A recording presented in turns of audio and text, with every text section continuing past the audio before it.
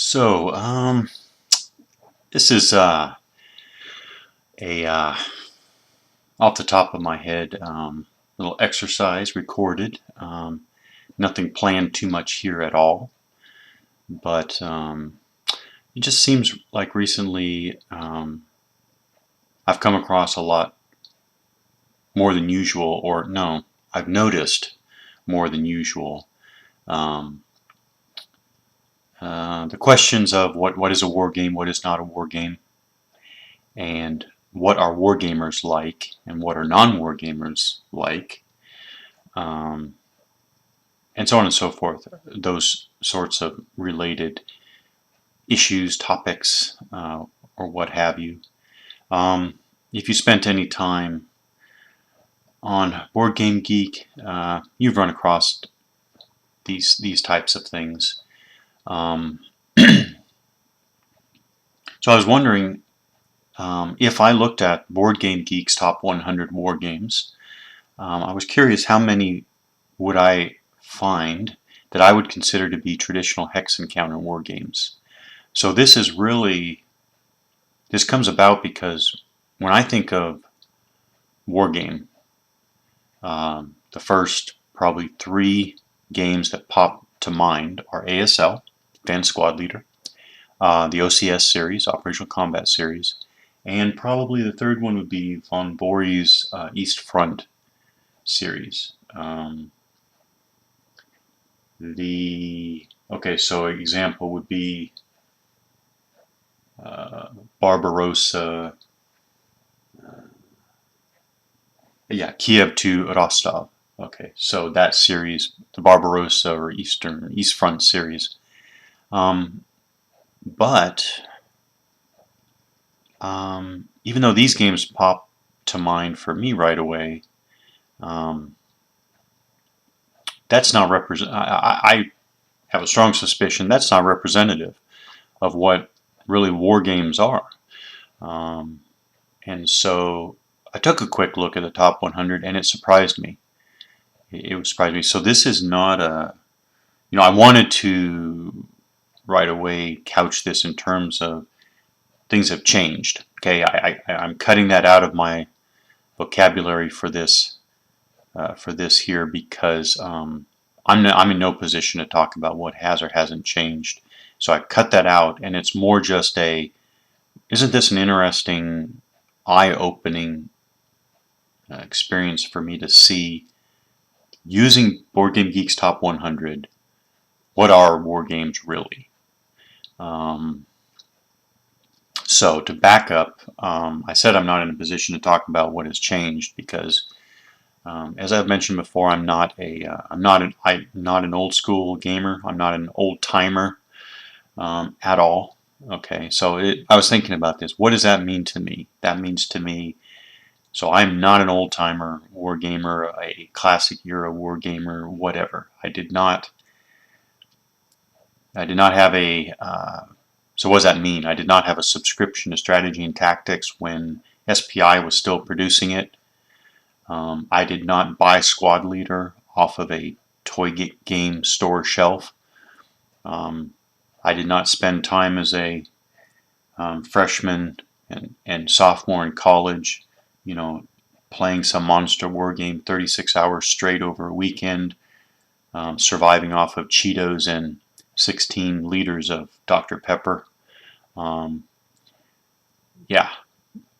not one of those. I don't have that long view of the evolution of different simulations and war games and back to simulations and back to war games again.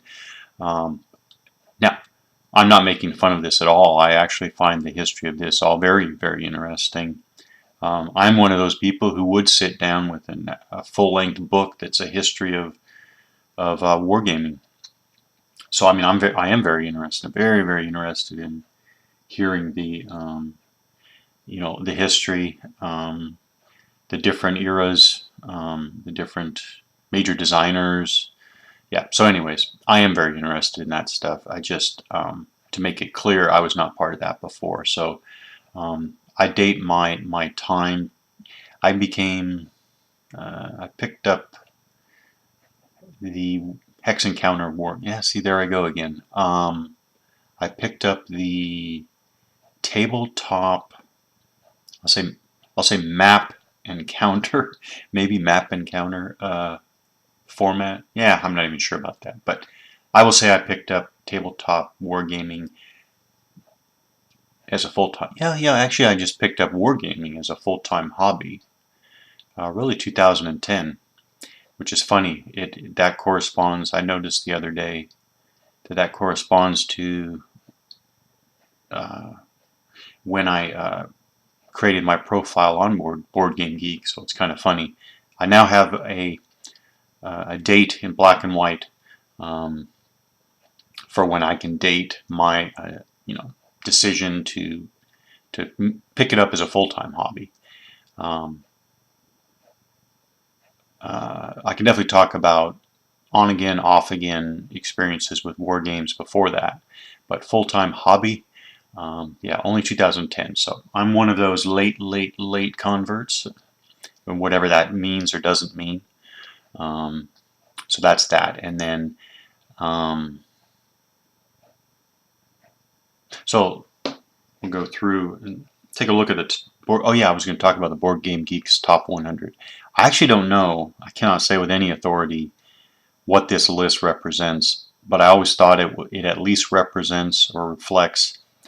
I always assumed it reflects user ratings, so that would be what games people consider to be good, and then I always thought it also reflected in some way popularity, so that should be some indication of either what people are actually playing or what people would like to play or think they would like to play. But yeah, something along the lines of both quality and popularity. I could be totally wrong about that, but looking at all the different types of Board Game Geek stats over the years, that's just what I always assumed, that there was some type of formula using all their different stats. And I mean, and for those who don't know, so this is Board Game Geek, BGG, Board Game Geek, one of the large, I guess, online community websites for board gaming. And by the way, I want to point out that Board Game Geek, of course, it covers all board games, and it actually covers role-playing games as well. I've actually used RPG Geek on occasion. So that's a whole other area that I will not be completely ignoring in these videos. But anyways, back to the war. So there's a whole war games sub community on Board Game Geek. So when you look at all the, I mean, they capture all this data, I guess, what player or how players rate the weight of games, how, and of course how players rate the, I guess, quality of games. So with all that data, I always assume that goes into their overall war game ranking. So this is the top 100. So Twilight Struggle, clearly not and I've played Twilight Struggle a few times. I think it's a great game, but not traditional Hex-and-Counter war games. So I'm looking at the top 100 again for what I would say qualifies as a traditional Hex-and-Counter war game. Paths of Glory, don't own it, haven't played it, but not a traditional Hex-and-Counter war game. Command Commander Pacific, not a traditional Hex-and-Counter war game. Obviously it has counters and hexes, but not a traditional Hex-and-Counter war game. D-Day at Omaha Beach, I have this somewhere. Haven't played it yet. I'm going to say not a traditional Hex-and-Counter war game.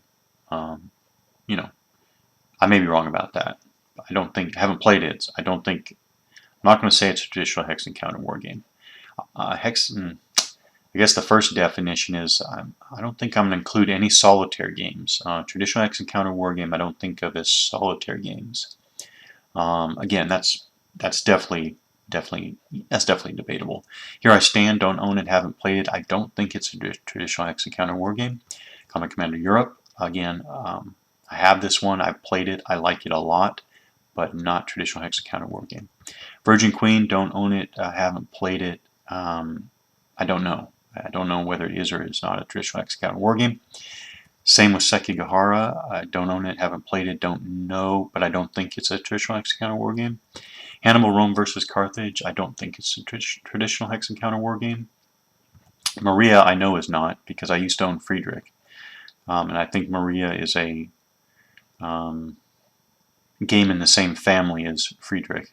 So not a traditional Hex-and-Counter war game. Command & Colors Ancients, again, it has hexes, but it's not a traditional Hex-and-Counter war game.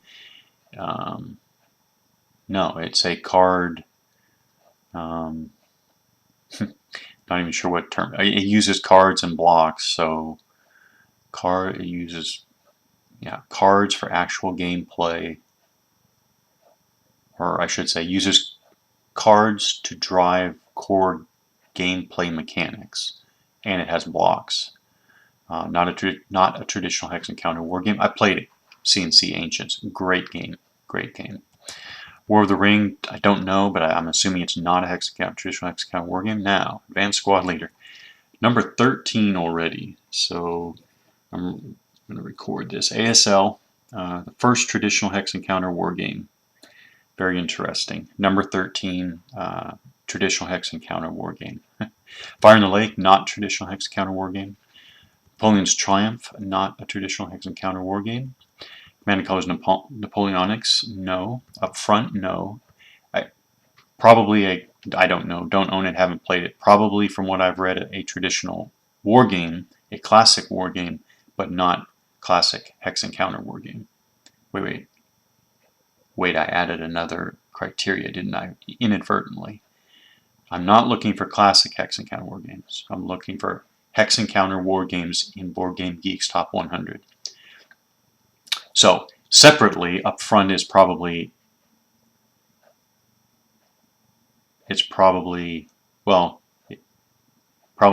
qualifies as a traditional war game, a classic war game, but simply it's not a Hex-and-Counter war game.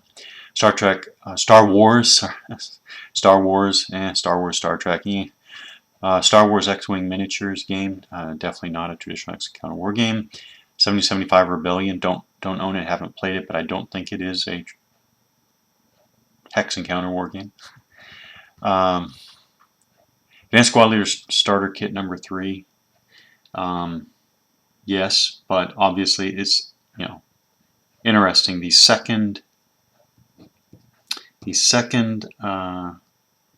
Hex-and-Counter war game on the list is in the same family as the first Hex-and-Counter war game on the list. 1989 Dawn of Freedom, I don't think it's a Hex-and-Counter war game. I keep going back and forth, traditional and non-traditional. I guess I can say traditional. Traditional doesn't necessarily mean old. Traditional, traditional Hex-and-Counter war game. There's a Hex-and-Counter format which also corresponds to a traditional approach to war game design. Something like that. Battle Lore, I don't think it's a traditional Hex-and-Counter war game. Conflict of Heroes, ooh. Is it? No, it's not traditional Hex-and-Counter war game. No, it's not. But I should point out that I think this is the first game that I'm noticing on the list. I may have missed a few up the list that we already passed by, but well, yeah, actually, I guess Combat Commander falls into this category, but I didn't think of it about Combat Commander, so I'll set that aside. Conflict of Heroes, definitely I think of as a game that was deliberately designed to fill a transitional spot there between traditional Hex-and-Counter and newer war games, which is, I think, what we're really seeing mostly on this list. So, not traditional Hex-and-Counter war game, but definitely deserves to be, Conflict of Heroes deserves some recognition as a successful, crossover game, I guess. But it's interesting that the crossover, I guess some people might say it's a crossover between war games and Euro games, but for whatever reason, I don't really think of that. That may be true, but that's not what I think of. I think of it as a crossover between traditional Hex-and-Counter war games and other war games. Yeah, that's what I think. That's what comes to mind, anyways. And I've played Conflict of Heroes, like it a lot, but still not a traditional Hex-and-Counter war game. Star Wars Armada, I don't own it, don't have it, don't think it's a traditional Hex-and-Counter war game. Yes, so number 3 on the list, same family. Number ASL Starter Kit number 1, ASL Starter Kit number 2. So the first 4 traditional Hex-and-Counter war games on the list are all ASL family. Wow. Thunderbolt Apache Leader, not traditional Hex-and-Counter war game. No Retreat, the Russian Front. And Conflict of Heroes Storms of Steel. I'll say Conflict of Heroes Storms of Steel because I have this particular one. Played it, really enjoyed it, but I already mentioned not traditional Hex-and-Counter war game. No Retreat, I think, and I played No Retreat a couple of times. Enjoyed it a lot. Great, a lot of great stuff going on in its design department. But again, I'm going to say not traditional. No, I'm going to say not traditional Hex-and-Counter war game. But again, definitely. See, these games, even though I'm categorizing them as not traditional Hex-and-Counter war game, this is almost showing how the format of traditional Hex-and-Counter war game within the subgenre of war games. One of the things I'm kind of pointing out is that the traditional Hex-and-Counter war game format perhaps isn't that important to what war games are actually being played. I mean, I'm saying these games are clearly war games. This is not a is or is not war game question. This is just, I mean, these are clearly war games, good war games. Good meaning, yeah, good here clearly meaning, okay, let's talk about No Retreat and Conflict of Heroes Storms of Steel. These are good war games. Understand, good is not a value judgment. This is good as in they are clearly popular and they are clearly regarded as being high quality in a rating sense, in a rating 1 to 10 sense. So in that sense, good. But yeah, No Retreat, Russian Front, a good game in the way I just mentioned, but not traditional Hex-and-Counter. Battle of Five Armies, not traditional Hex-and-Counter. Julius Caesar, I don't think traditional Hex-and-Counter. Washington's War, not traditional Hex-and-Counter. Wilderness War, not traditional Hex-and-Counter. Hammer of the Scots, and East Front. I played East Front. It's actually one of my. I have the first edition. It's actually one of. I don't have East Front 2. I do not have the game shown here. I have the first one, but one of my favorite East Front games of all time. A design masterpiece in my opinion, and a game. East Front is a game that I will eventually get under the camera. I think every war gamer deserves to see East Front in action. Whether you like it, don't like it, whether you wind up liking or not liking it, whether you are interested in the game or not, I think every war gamer deserves to see what East Front was, the original one. And so Hammer of the Scots, East Front 2 here, not traditional Hex-and-Counter war games. They are classic examples, good examples of the block game format, but not traditional Hex-and-Counter war games. Devil's Cauldron, I am going to say Devil's Cauldron is traditional Hex-and-Counter. Although clearly, you can immediately recognize that some. So I'm going to say some mechanics, as I understand it, are thrown. I have the game, haven't played it yet. There are mechanics thrown in there that are considered new, that are considered to be beyond the traditional Hex-and-Counter format. But I don't think the things that are added are significant enough to actually knock it out of the traditional Hex-and-Counter format. So I'm going to include TDC. Okay, a distant plane, not traditional Hex-and-Counter. Unconditional surrender, I don't actually know, but I don't think it's a traditional Hex-and-Counter wargame, but I'm not positive about that. So here's Conflict of Heroes Awakening the Bear, the original one. This is the one that this is the Awakening the Bear version that I have. Again, I'm a big fan of Conflict of Heroes. I mean, after all, this is a Hex-and-Counter. I'm sorry, this. I already said it's not a Hex-and-Counter wargame. Traditional Hex-and-Counter wargame. It has hexes and it has counters, and the wife will play this game. That alone gives it a special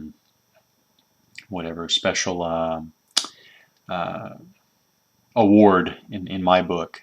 It is a gold star game for that reason alone. No, it's a good game. I actually like the design and the play ideas behind it. Ardennes 44, I think, is a traditional Hex-and-Counter wargame. I don't own it, haven't played it, but I think it's a traditional Hex-and-Counter wargame. Labyrinth, no. Friedrich, definitely no. So I did own this. Yeah, definitely not traditional Hex-and-Counter wargame. Empire of the Sun, I don't actually know. I'm going to assume that it is not a traditional Hex-and-Counter wargame. Not positive about that. Cuba Libre, I don't think so. Navajo Wars, no. RAF Battle of Britain, again.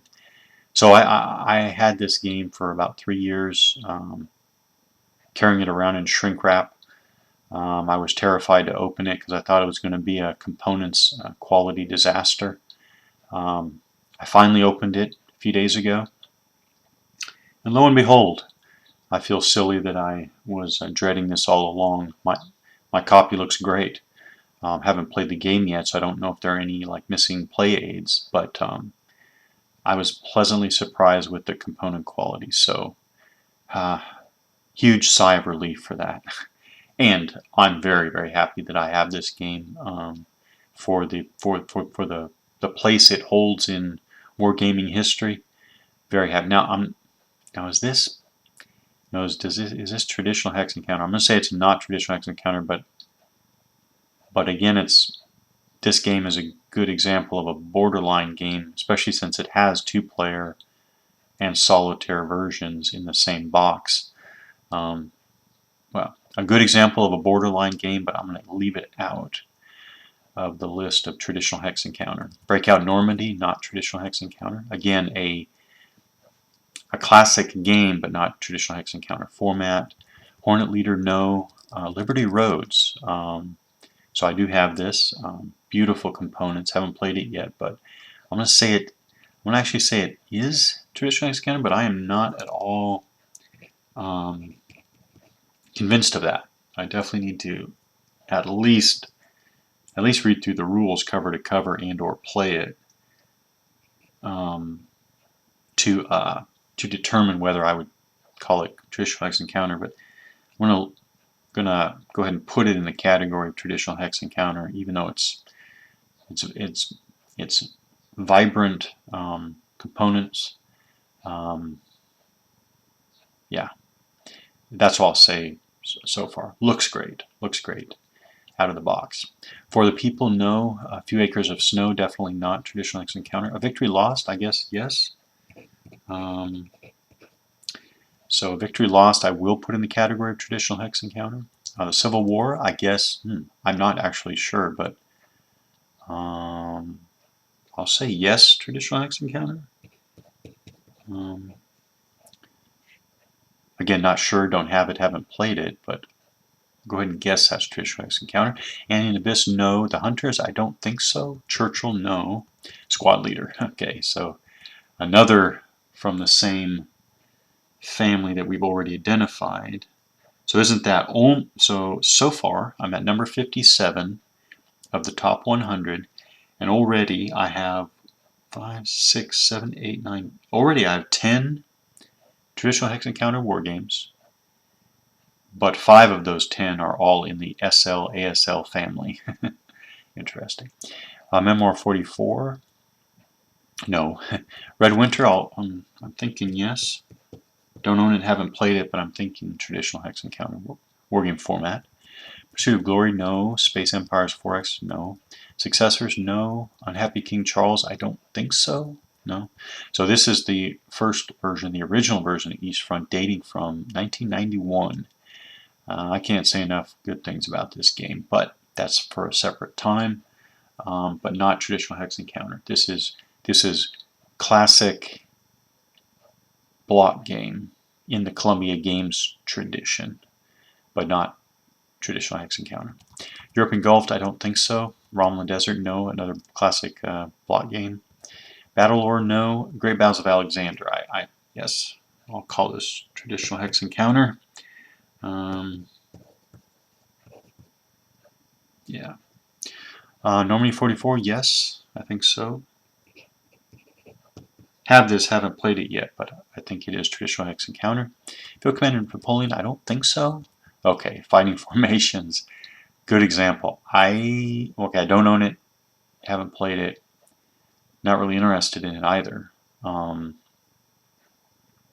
It has hexes and counters as I understand it, but I think that there's a deliberate design decision to take it out of the traditional Hex-and-Counter format. So not positive, but I'm going to say not traditional Hex-and-Counter. Again, maybe in the same crossover mold as Conflict of Heroes. I'm not sure about that, maybe. Can't say for sure, but I'm just not going to categorize Fighting Formations as traditional Hex-and-Counter. Where There Is Discord, I don't think so, not sure. 1812 Invasion of Canada, I don't think so. Battlecry, no. Strike of the Eagle, no. Strike of the Eagle is I think a block game. I haven't played it yet. It is, I think, a block game, but not in the Columbia Games mold. Case Blue, of course, traditional Hex-and-Counter. Operational Combat Series. Guns of Gettysburg, no. Angola, no. DAC 2, yes, but the same. I think this is OCS. I think DAC 2 is OCS. So we have a same family. Axis and Allies Europe 1940, no. Heroes of Normandy, no. We the People, no. War Machine Prime Mark II, don't know anything about it. No. I'm guessing no. Udarian's Blitzkrieg, I think OCS. So yes. Richard III War of the Roses, no. Britannia, no.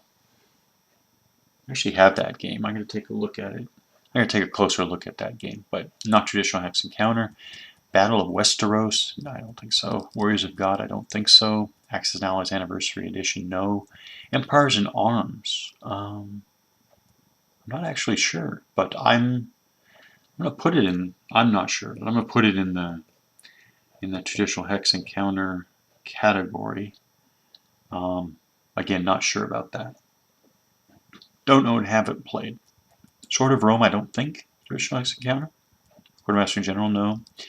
Nexus Ops, no. Burma, yes, but that's OCS again. Napoleon Waterloo Campaign, no. Tunisia, OCS. Ambush, again, a classic game. So this would be, along with Upfront, Breakout Normandy, classic war games, but still not classic not traditional Hex-and-Counter format. Bonaparte at Marengo, great game, played it a few times. Would love to get this under the camera, but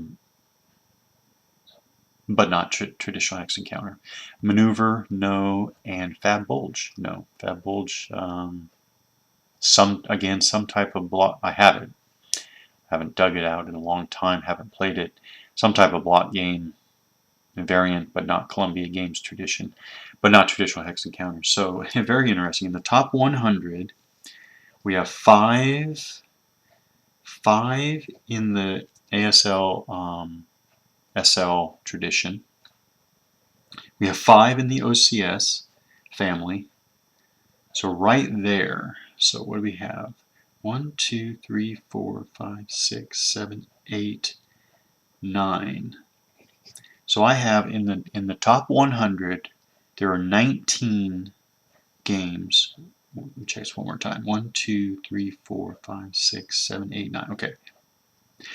Interesting. So in the top 100 war games as recorded on Board Game Geek, 19 qualify as traditional Hex-and-Counter games, or may be categorized as traditional Hex-and-Counter war games. Of those 19, a little over 50%, 10 of the 19 are from two family of games, the SL-ASL and the OCS. Interesting. Yeah, and then, so first of all, 19 out of 100 is actually more than I thought. I thought it was going to be around 10. So it's actually 19 out of 100 is more than I was expecting. It's not a surprise to me that a majority of these traditional Hex-and-Counter war games come from a small number of family of games. And interestingly, way back at the beginning, when I said when I think of war games, I don't think of Maneuver, Fab Bulge, Napoleon at Marengo. I think of the first ones that come to mind, which is really only one way of looking at it, right? But I said the first three that just popped to mind are ASL, OCS, and East Front series.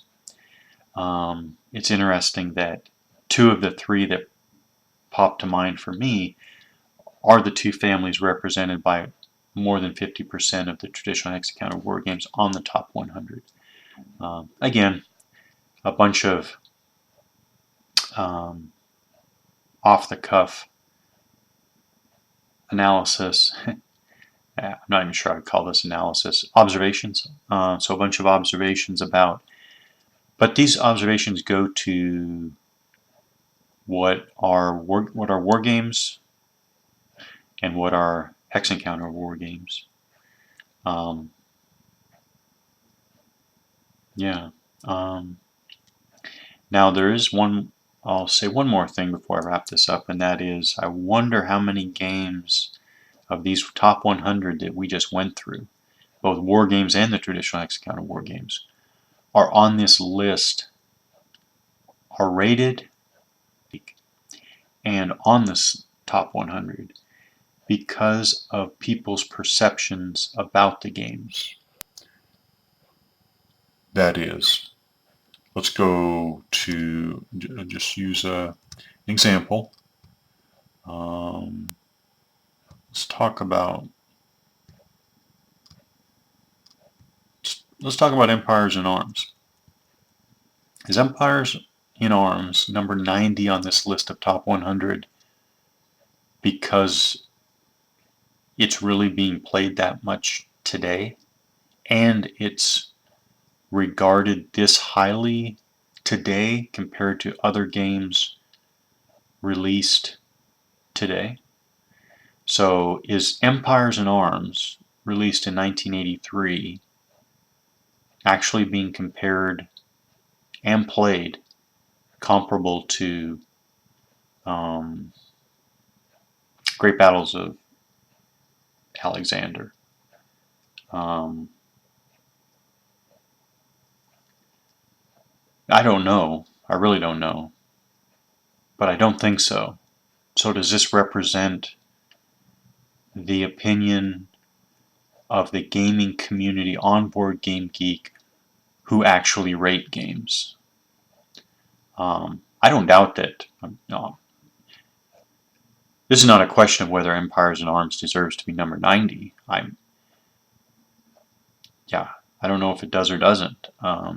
Doesn't matter to me whether it does or it doesn't. But Empires in Arms is number 90 on this list, possibly for reasons very different than, let's go way up, for reasons very different than, let's say, No Retreat, the Russian Front, being number 28 on this list. And I did not categorize No Retreat as a traditional Hex-and-Counter war game.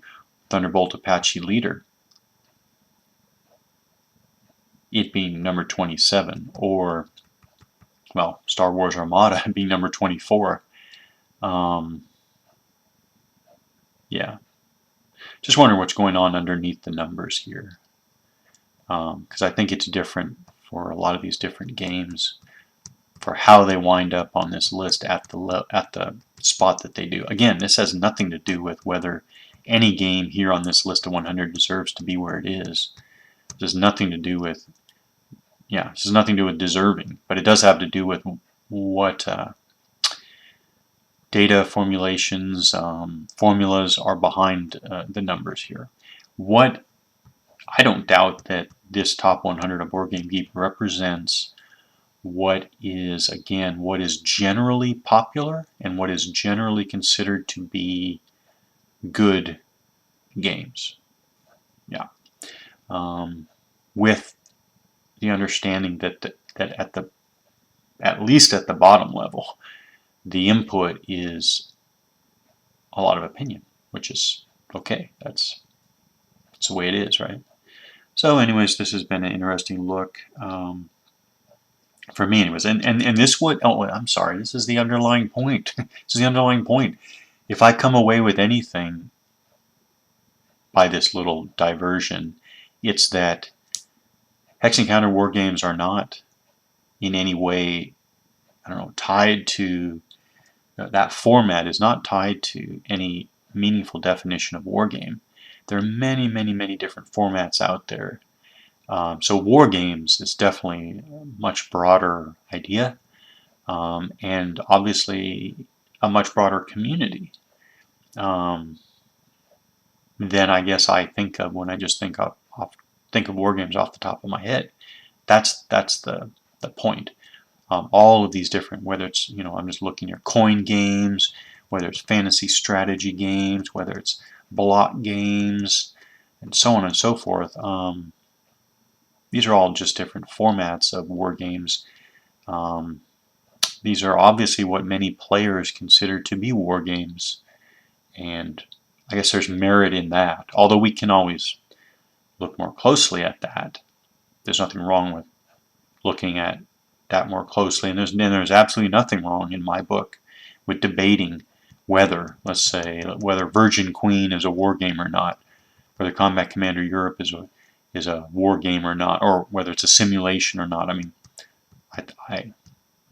I have no issue with making. I think that we should revisit these fundamental questions. What is a war game?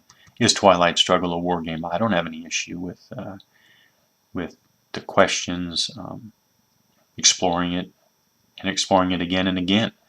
What isn't good, of course, what nobody is going to like at the end of the day, I think, what nobody's going to like at the end of the day is if the question of is Twilight Struggle a war game, if that question is used to